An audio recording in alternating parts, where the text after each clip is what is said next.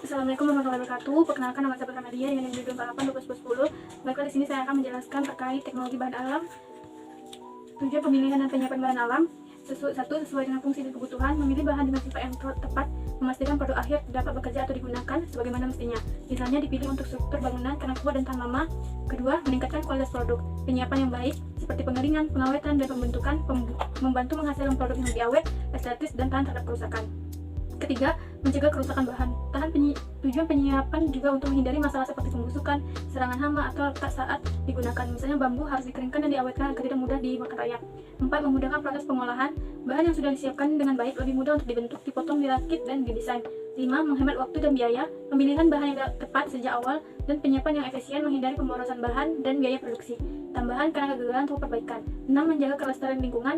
Dengan memilih bahan alam yang ramah lingkungan dan mempersiapkannya tanpa bahan kimia berbahaya, proses produksi bisa lebih berkelanjutan dan tidak merusak ekosistem.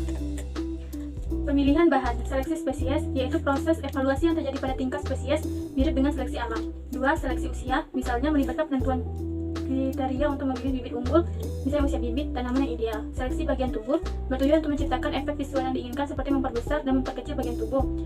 Seleksi alokasi dan musim, seleksi alokasi dan musim, langkah ini penting untuk memastikan pertumbuhan tanaman yang optimal. Penyiapan bahan, tahapan memperoleh simplesia antaranya pengumpulan, saplasi basah, pencucian, perajangan, pengeringan, saplasi kering, pemeriksaan mutu, pengepakan, dan penyimpanan.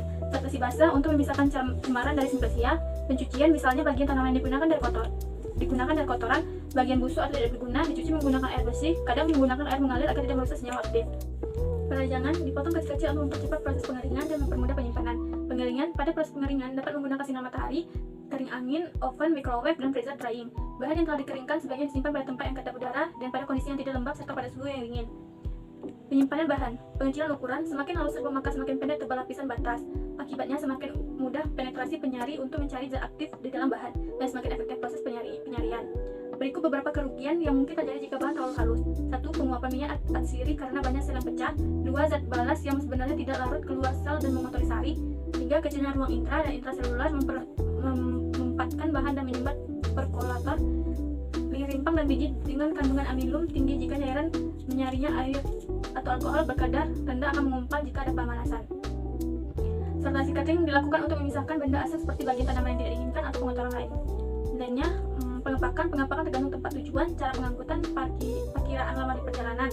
Penyimpanan disimpan di tempat kering, sejuk, dan terlindung dari cahaya dan serangga.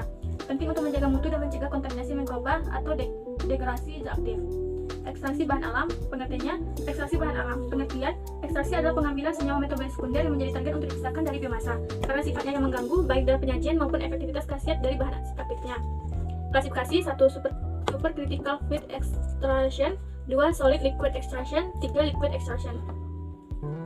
Prinsip ekstraksi, tahapan proses ekstraksi. Pelarut akan merusak dinding sel serta masuk ke dalam sel. 1. Pelarut akan merusak dinding sel serta masuk ke dalam sel. 2. Pelarut akan melarutkan senyawa metabolit. 3. Pelarut bersama senyawa metabolit yang terlarut dikeluarkan biomasa penghasilnya. Metode ekstraksi: 1. Maserasi. Prinsip perendaman bahan dalam pelarut di suhu ruang dengan 4 tahapan, yaitu perendaman, pengadukan, penyaringan, dan pengulangan. Keuntungan: mudah dilakukan, senyawa tidak rusak karena tanpa pemanasan. Kekurangan: lama, bisa 3-7 hari, efisiensi rendah. Contoh pelarut etanol, air, metanol. 2. Perkolasi. Prinsip pelarut dialirkan secara terus-menerus melewati bahan. Keuntungan: ekstraksi lebih efisien dari maserasi. Kekurangannya perlu alat perkolator lebih kompleks. Dari maserasi lebih banyak pelarut. 3. Ekstraksi dengan redox. Prinsip terdiri dari 3 tahapan: perendaman, pemanasan, dan penyaringan. Pemanasan bahan dalam pelarut sambil uap dikondensasi kembali ke sistem. Keuntungan: ekstraksi cepat dan efisien karena lebih sedikit menggunakan pelarut dan rendamannya lebih tinggi. Kekurangan: tidak cocok untuk senyawa termolabil, mudah rusak karena panas. 4. Sokletasi. Prinsip ekstraksi kontinu dengan pelarut yang dipanaskan menggunakan alat soklet. Keuntungan: sangat efisien untuk senyawa larut pelarut, rendaman lebih tinggi. Kekurangan: boros pelarut, suhu tinggi bisa merusak zat aktif. 5. Ekstraksi dengan ultrasonikasi. Prinsip gelombang ultrasonik memecah dinding sel mempercepat ekstraksi. Keuntungan: cepat, efisien, suhu rendah, pelarut lebih sedikit. Kekurangan: mahal karena butuh alat ultrasonik khusus. 6. Ekstraksi dengan microwave. Prinsip pemanasan menggunakan gelombang mikro untuk mempercepat pelepasan senyawa aktif. Keuntungan: cepat, hemat pelarut. Kekurangan: bisa merusak senyawa jika suhu terlalu tinggi. 7. Ekstraksi dengan tekanan. Prinsip tahapannya sama dengan ekstraksi menggunakan ultrasonik. Keuntungan: cepat, hemat pelarut. Kekurangan: biaya sangat mahal. Evaporasi. Evaporasi adalah penguapan pelarut dari ekstrak untuk mendapatkan konsentrasi bahan aktif. Ini adalah tahap penting setelah ekstraksi agar diperoleh ekstrak kental atau kering yang siap digunakan sebagai bahan obat, kosmetik, atau suplemen. Kumpulkan semua masyarakat, kemudian uapkan menggunakan penguap vakum hingga diperoleh ekstrak kental. Hitung rendamen yang diperoleh yaitu presentasi bobot BB antara rendamen dengan bobot serta sinkresia yang digunakan dalam penimbangan. Baiklah, mungkin itu saja yang bisa saya jelaskan.